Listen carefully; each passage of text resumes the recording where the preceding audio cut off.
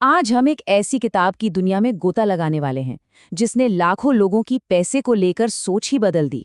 जी हाँ, Robert Kiyosaki की rich dad poor dad.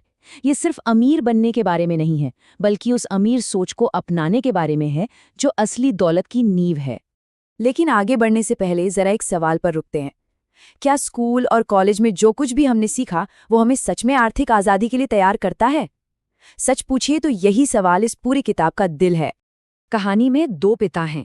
एक है पुअर डैड, जो लेखक के असली पिता थे, बहुत पढ़े लिखे, पीएचडी, एक अच्छी सरकारी नौकरी, लेकिन जिंदगी भर पैसों की तंगी से जूझते रहे। और दूसरी तरफ है रिच डैड, उनके दोस्त के पिता, जिनकी स्कूल की पढ़ाई भी पूरी नहीं हुई थी, पर वो एक कामयाब बिजनेसमैन थे और बहुत अमीर। कमाल का विरोधाभास है ना?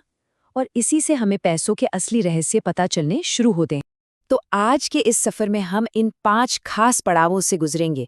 हम देखेंगे कि दो अलग अलग तरह की सोच कैसे हमारा भविष्य तय करती है, संपत्ति और देयता का असली खेल क्या है, और आखिर में वो 6 नियम क्या हैं जो इस किताब का निचोड़ हैं।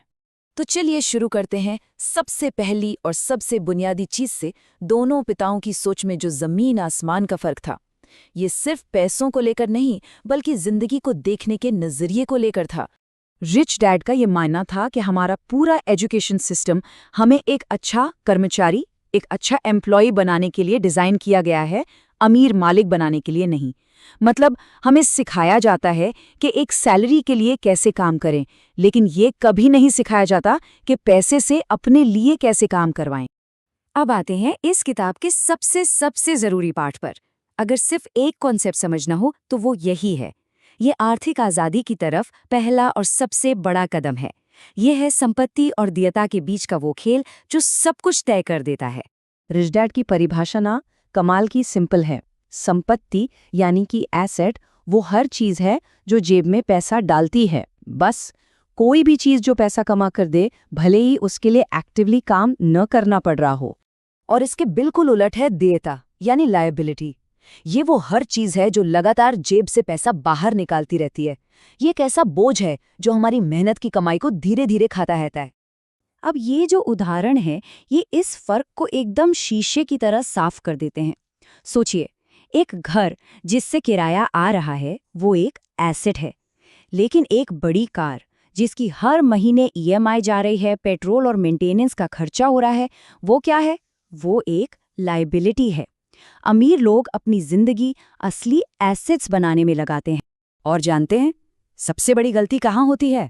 यहीं पर। बहुत से लोग अपने बड़े घर या महंगी कार को अपनी संपत्ति मानते हैं, जबकि असल में ये चीजें लगातार उनकी जेब से पैसा निकाल रही होती हैं। वो लायबिलिटीज को एसेट समझने की भूल कर बैठते हैं। तो एसेट्स और लायबिलिटीज की ये समझ हमें सोच के एक बहुत गहरे फर्क तक ले जाती है। ये सिर्फ पैसों के मैनेजमेंट का तरीका नहीं है, ये दुनिया को देखने का एक बिल्कुल अलग नजरिया है। एक तरफ वो मानसिकता है जो कहती है कि जिंदगी भर पैसे के लिए काम करो, एक तनख्वाह के लिए, और दूसरी तरफ वो मानसिकता है जो कहती है कि पैसे को अपना गुलाम बनाओ। ऐसे एसेट्स बनाओ कि पैसा 24 घंटे हमारे लिए काम करे, तब भी जब हम सो रहे हों। ये सुनने में एक छोटा सा बदलाव लगता है ना? लेकिन इसका असर बहुत गहरा है। जब हम कहते हैं मैं ये नहीं खरीद सकता, तो दिमाग काम करना बंद कर देता है।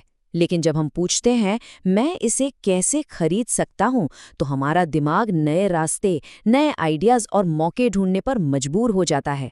ये सोच को ताला नहीं लगाता, बल्कि उसे काम पर लगाता। रिच डैड सिखाते हैं कि दो इमोशंस हैं जो ज्यादातर लोगों को पैसों के जाल में फंसा कर रखते हैं। पहला है डर, नौकरी खोने का डर, पैसे कम पड़ जाने का डर। और दूसरा है लालच, और ज्यादा पैसा पाने की चाह, जिसके चक्कर में लोग बिना सोचे समझे फैसले ले लेते हैं। अमीर लोग इन इमोशंस को अपने ऊपर हावी नहीं होने देते। तो फिर सवाल ये उठता है कि इस डर और लालच के चक्रव्यूह से बाहर कैसे निकलें? इसका सिर्फ एक ही रास्ता है, सच्ची फाइनेंशियल एजुकेशन, यानी कि पैसों की समझ हासिल करना। ये एक बहुत ही जरूरी बात है। कितनी कमाई है, इससे ज्यादा जरूरी ये है कि उस कमाई को संभाला कैसे जाता है। एक ज्यादा कमाने वाला इंसान भी गरीब रह सकता है अगर उसे फाइनेंशियल मैनेजमेंट नहीं आता।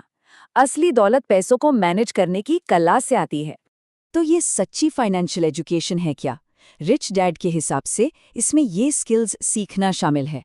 वो हमेशा कहते थे, सिर्फ पैसे के लिए काम मत करो, सीखने के लिए काम करो। ऐसी नौकरी करो जहां सेल्स, मार्केटिंग या मैनेजमेंट जैसे गुण सीखने को मिले, क्योंकि यही स्किल्स आगे चलकर खुद का बिजनेस बनाने में काम आते हैं। अच्छा, तो अब तक हमने जो कुछ भी सीखा, रिच डैड ने उसे 6 बड़े ही सिंपल नियमों में समेट दिया है। ये अमीर बनने की मानसिकता बनाने का एक सीधा-साधा ब्लूप्रिंट है। ये 6 नियम ही इस पूरी किताब का सार है। पहला, पैसे की भाषा सीखो। दूसरा, अपना पूरा ध्यान असली संपत्ति बनाने पर लगाओ और लायबिलिटीज से दूर भागो। तीसरा, अपनी नौकरी को कमाई का अकेला जरिया मत बनाओ, उसके साथ साथ निवेश करना शुरू करो। चौथा, अपनी फाइनेंशियल समझ को लगातार बढ़ाते रहो, क्योंकि ज्ञान ही असली ताकत है। पांचवा, अपने डर और लालच को पहचानो और उन्हें अपने फैसलों पर हावी मत होने दो। और छठा और सबसे जरूरी नियम, हमेशा सीखने में निवेश करो, सिर्फ कमाने में नहीं। सबसे बड़ा निवेश वो है जो हम खुद पर करते हैं। और अंत में ये एक लाइन पूरी बातचीत का निचोड़ है। आर्थिक आज़ादी सिर्फ बैंक बैलेंस का खेल नहीं है, ये एक मानसिकता है। ये हमारी रोज की छोटी छोटी आदतों का नतीजा है और दुनिया को देखने के एक अलग नजरिए का परिणाम है। तो आखिर में ये सवाल हम सबको अपने आप से पूछना चाहिए, हमारी रोज की पैसों से जुड़ी आदतें हमें किस रास्ते पर ले जा रही हैं? क्या ये आदतें संपत्ति बनाने और आर्थिक आज़ादी की ओर ले जा रही हैं, या फिर देयताओं के जाल में और गहरा फंसा रही हैं? इसका जवाब किसी और के पास नहीं, हम सबके अपने अंदर ही है।